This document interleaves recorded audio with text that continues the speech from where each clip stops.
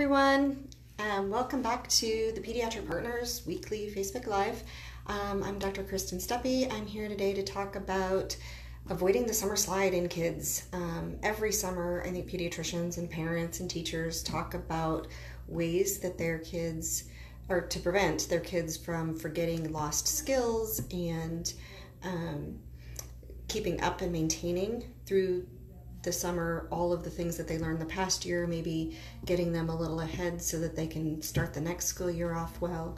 And after this last semester where schools abruptly stopped around spring break, kids didn't return to the classroom. They did online learning with variable amounts of requirements for school and activities and things that they did or did not have to do.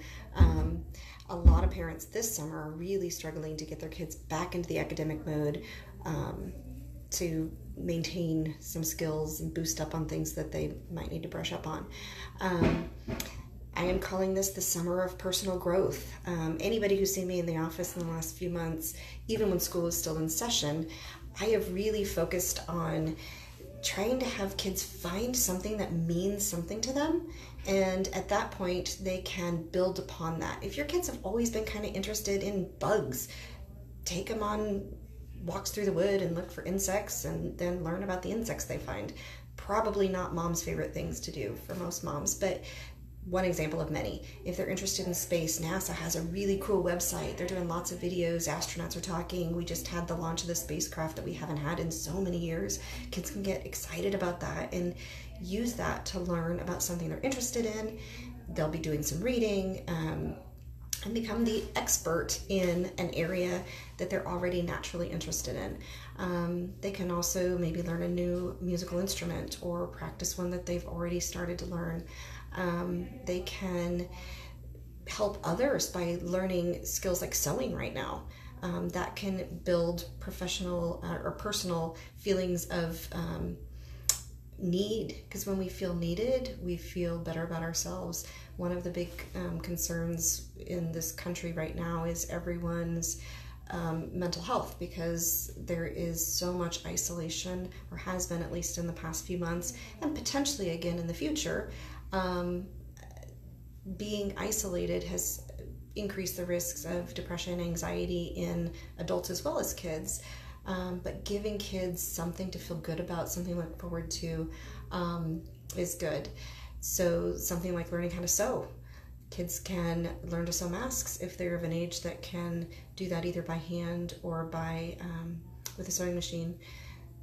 Sewing ear savers, I've been telling a lot of kids, all you have to be able to do is have the dexterity to be able to sew a button, and that's a good skill. Everybody needs to know how to sew a button back on.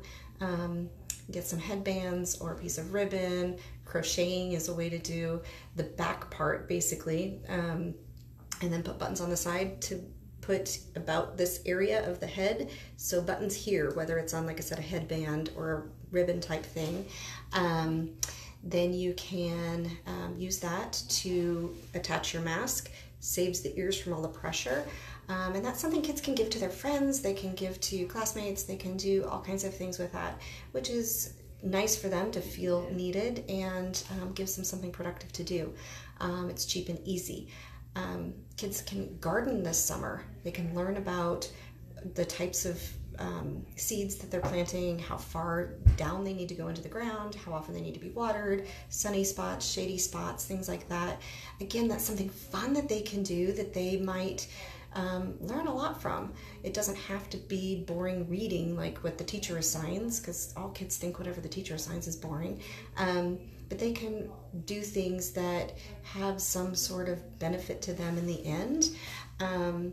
So I think that is really important to tie into some internal drive, gives them that internal motivation. So again, that summer of personal growth can also be things that parents assign. I know lots of parents, and I did when my kids were little, workbooks or things like that that can help make sure that they're keeping up with their math skills, doing some reading, have summer checklists, goals. If you set a goal to read X number of books, that can be good. A lot of kids just don't like reading, so try to make it fun. Reading can be fun if shared. So, you know, in the good old days, people would gather around the hearth and they would read. Before TV, that's what people did. We could do that again. You can turn off the TV in the evenings, have a fun book to read, something that's appropriate for all members of the family, and take turns reading different pages. Obviously, if it's younger kids, it's going to be more simple books, or even older kids can help read for the younger kids if it's a material that's appropriate, if it's a bigger book, and then the kids can just learn to love the books through listening and not necessarily reading. If you're reading together with your kids, ask them what they think about the story. What's going to happen next? Or what do you think was going through this person's head when they did this thing? That helps build our interpersonal skills, communication skills, and helps them understand the book as well. There's all kinds of things that kids can do to help develop some of their executive functioning. I think a lot of people don't know executive functioning, but it has to do with the way that our brain helps our body as the big executor, I guess, the executive of a company kind of leads things. Our executive functioning has things to do with organizational skills, prioritizing tasks, organizing and getting things done, working memory, time management, things like that. And you can work on things like that by helping to set a routine. In one of my previous Facebook Lives, I talked about how important it is to have a routine. If all we have to do all summer is nothing, then nothing is going to get done and we're going to feel like nothing. I think it's so important for all of us to have a purpose, and you can take this summer to do something, again, of that personal growth, learning to play the guitar, learning to garden, learning about space. I don't care what it is, but having that feeling of something to look forward to the next day, a plan of action, kind of an overall theme type thing of something you can do most days of the week, gives you that sense of purpose, which I think is huge. And then you can also learn skills outside of just plain reading, writing. I think the routine part of it is important. Having kids get up at about the same time every day. It doesn't have to be bright and early like a school day, but get up, have breakfast, brush teeth, get dressed, and whatever the morning activity is, start doing that. And then take a break, have lunch, get into the afternoon activities. I have seen a lot of, especially young teens, who are able to stay home alone, maybe for the first time, maybe, actually my 21-year-old, who am I kidding about? Staying home, if he's not working that day, he'll forget to eat. He'll get up and maybe have cereal at some point, usually not first thing in the morning. But then I asked him at dinner what he had, and all he had earlier in the day was cereal. You know, having that routine can help structure people. I think we all need that. We all thrive with that. Our bodies respond to that, and it gives us something to do. I keep telling people boredom breeds badness. If we are bored and we don't do anything, we feel unaccomplished and we just don't feel very happy about ourselves. We don't have pride. So having some sort of a project that can, maybe not even every day, but several days out of the week over the course of the summer, have kids work on something. They can practice their art, they can practice music, they can put on a show for parents. That's always fun for kids. If they can write it, figure out whatever they're going to say, and if they dance or whatever with it, and then they can put on a show for parents, and they get so excited about that. Parents love it because they get to watch their kids having fun, and that's a good way to develop lots of skills. If you think about it, it doesn't have to be just arithmetic facts and reading a book. The more kids can do that's creative and pulls different things into an activity, the better. And of course there are books and things. Books are not bad. I'm not saying that at all. And if kids love books, that's great. It's harder to get to the library these days, although most areas, libraries are opening. But we are fortunate to live in 2020 when there are online books you can download free from the library a lot of times. So I'm encouraging parents to do that if they can't physically get to the library. And then games. Don't underestimate games. Games are not just fun. Kids should learn in fun ways. And games can bring all kinds of skills to kids, whether it's younger kids learning counting or colors, shapes, memory skills. Older kids can learn more higher level of, what do I want to say? Like when you play chess. I can't think of the word. Sorry about that, guys. but just learning the planning and executing different skills with games is fun, and learning how to take turns for some kids is really important. If kids always want to be the one that wins, they can learn how to lose more graciously. If they're the kid that doesn't have any confidence, they can help build confidence through things like games or any of these other things we've talked about, because if they're developing skills, they can build confidence that way. Asking things throughout the day. If you are going to make a recipe for something, ask kids to come help you, join you, and they can learn through cooking.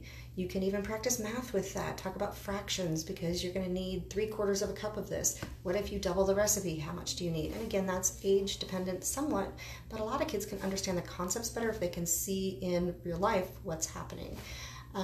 So working on just household daily activities. If you are putting plates out, and you can say, you know, how many plates do we need for the younger kid, because they need to count how many people are going to be at the table. You can bring those everyday things in depending on the age of the kid, make it adaptable for your child. Looking at my notes here, play. I already mentioned things like having kids put on shows for you. I think that was one of my daughter's favorite things to do. But learning through play is huge. And then it also brings an activity, because if we are physically moving and active, that helps us physically, obviously, be in shape. Too many kids these days have the opportunity to just sit on the couch all day or lay on the floor all day. So it's good to get up and moving. And that actually helps our brain too. So that is good. Oftentimes I will tell parents in the summertime to have kids volunteer to do something if they are old enough to volunteer to help others, because when we help others, we definitely feel better about ourselves. Helping others helps ourselves. This summer it's a little harder to do that because we can't just go places and volunteer as easily. But again, you can teach kids how to make masks so that your savers are so easy for even the younger kids. And then science. I am a big believer in science, obviously ending up in healthcare. Kids can learn science. You don't have to do big experiments in the kitchen and blow up your house. You can do walks through the wood and look at different plants. You can go outside and look at stars at night. Anything that you can find something that's interesting to them. Kids naturally want to learn about things. If they hear thunder outside, why is the thunder there? And you can talk about that. And again, age-appropriate things, but since we have online, we can look as parents online for the younger kids and help get some tips on that. And then the older kids can do some of that on their own, as long as you have security built into your computers so that they don't end up on websites that you don't want them. Or find a website that is safe for kids, like NASA has a NASA Kids site. And a lot of kids are interested in space, so you can do things like that. But I really want this to be the summer of personal development, personal growth. We all need to feel good about ourselves, and we're not going to feel good about ourselves if we don't have anything to do or to look forward to. So looking forward to seeing how we couldn't do this at the beginning of the summer, now we can, or we've learned new information, we're smarter about something. And it's the process of that learning that can help develop the executive functioning skills. Having that routine. Kids can help you develop the kind of calendar type list of things that you're going to work on. Have a bucket list for the summer where kids can write down things that they're interested in doing. Obviously, they can't go to Disneyland if your family's not going to Disneyland this summer, but have them think about some things that they are interested in doing. Write it down and figure out ways that you can get it done in a way that is going to fit with your family's safety plan for the summer with the pandemic. And there's so many opportunities out there. So I can put some links under this when I'm all said and done. Thank you guys for joining. I see some of you have been in here, and thank you for commenting and watching. And I know Dr. Melick last week said that Dr. Carter was doing this week. She looked at the calendar wrong. He is actually coming next week.